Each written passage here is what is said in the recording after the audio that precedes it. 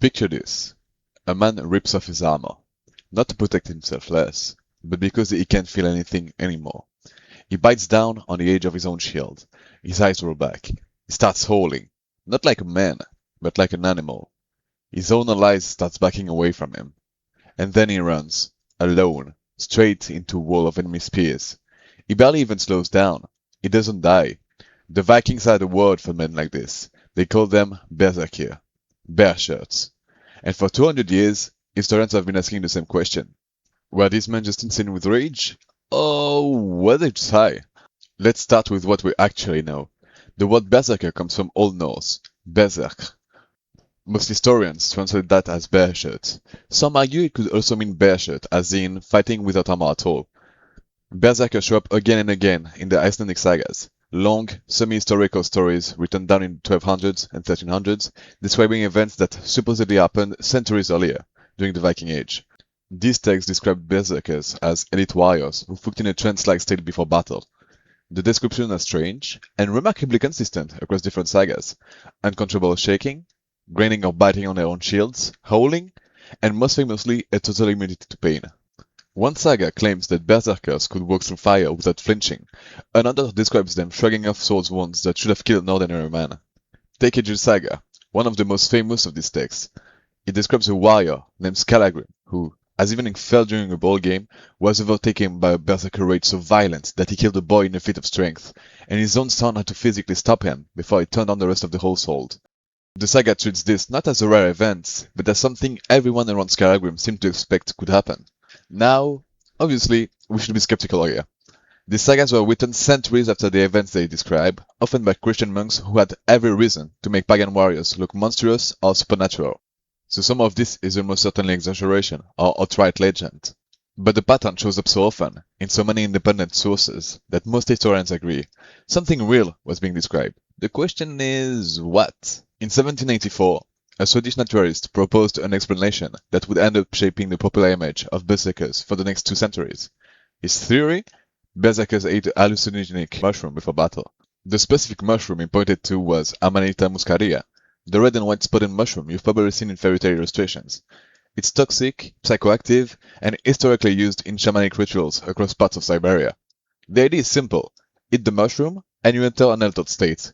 Disorientation, loss of pain sensitivity, a feeling of invincibility, sometimes fits of rage. Sounds a lot like the sagas, right? This theory became incredibly popular. It's the version you will find repeated in documentaries, museum placards, and most YouTube videos about Vikings. There is just one problem. There is no archaeological evidence, none, that directly ties Amanita muscaria to berserkers. No mushroom remains found in Viking burial sites next to berserker gear. No written no source that named this mushroom at all. The entire theory is a 240-year-old guess that stuck because it made a good story. So, if it wasn't the mushroom, what else has been proposed? One strong alternative was the bog myrtle. This is a plant that Norse people genuinely did use, historically confirmed, to flavor a type of beer called grate, before hops became standard in brewing. In small amounts, bog myrtle is just a flavoring agent, but in higher doses, some researchers argue it can act as a mild stimulant, and in some accounts has even been linked to increased aggression and disturbed sleep.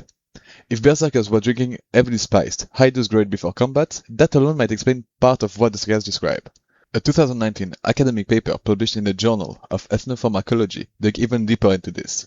The researcher reviewed the plant life actually available in Scandinavia during the Viking Age and argued that several other psychoactive plants, from the nightshade family, were far more accessible to Norse warriors than an imported Siberian mushroom ever would have been.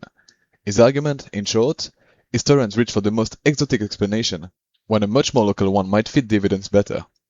But here is where it gets more interesting. A growing number of historians think the entire drugged warrior framing might be the wrong question altogether.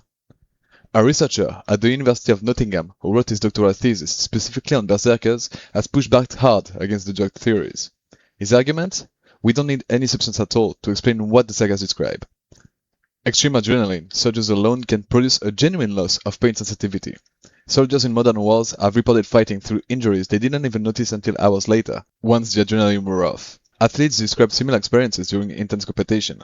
Add prolonged fasting, which was common before ritual events in many pre-modern warrior cultures, combined with sleep deprivation, extreme cold, and intense psychological pressure before a battle, and you get a physiological state that can look a lot like what the sagas are describing. No mushrooms required. There is also a simpler explanation that's easy to overlook: alcohol. Heavy drinking before combat was extremely common across almost every pre-modern warrior culture, from Rome to Scandinavia. A group of men, drunk, terrified, screaming to psych themselves up before a fight. That alone could produce something that looked, to an outside observer, like a trance. But whatever was really happening to these men, the word survived long after the Viking Age ended. Berserk entered the English language in the early 1800s, borrowed almost directly from Old Norse, and it kept the same core meaning: someone who loses control and becomes violently, unpredictably dangerous. Today, you will hear it applied to a crowd at a concert, a stock market crash, or a video game character with a rage field attack mode. None of which have anything to do with Vikings, but all of which borrow the same idea of a switch flipping from controlled to uncontrollable. It's one of the few pieces of Old Norse vocabulary that walks straight out of a medieval saga and into everyday modern speech, which says something about how much this image of the out-of-control warrior stuck with us, long after anyone could confirm what was actually causing it. Another question would be, why does any of this matter, beyond Viking trivia? Because it says something about how history gets written and rewritten. A single 18th century guess, made without any hard evidence, became common knowledge for 2 centuries, repeated in books, documentaries, and museums, simply because it was a better story than maybe they were just drunk and terrified. But that's not unique to berserkers. A huge amount of what we assume we know about ancient war cultures comes from later writers filling in gaps with whatever explanation was the most dramatic, not necessarily whatever explanation was the most accurate. Take a look at the gladiators. For most of the 20th century, the popular image was a colosseum full of men fighting to death every single time, blood and bodies piling up for entertainment. But when archaeologists actually studied gladiator contracts and burial records, they found most fights ended when one man yielded. Trained fighters were expensive investments, and killing them off constantly made no financial sense to the people who owned them. The fight to death every time version just made a better story, so it's the one that stuck for generations. The berserker mushroom theory followed the exact same path. So, drugged, drunk, starving, or just riding pure adrenaline into battle? The honest answer is we don't actually know. The sagas that describe berserkers were written centuries after the fact, by people who never saw one fight. What we do know is this: whatever was happening to these men, it was frightening enough that entire armies would break formation and murder the mere sight of one. Sometimes, the scariest part of history isn't the answer. It's how little we actually know for certain. Thanks for watching. See you on the next one.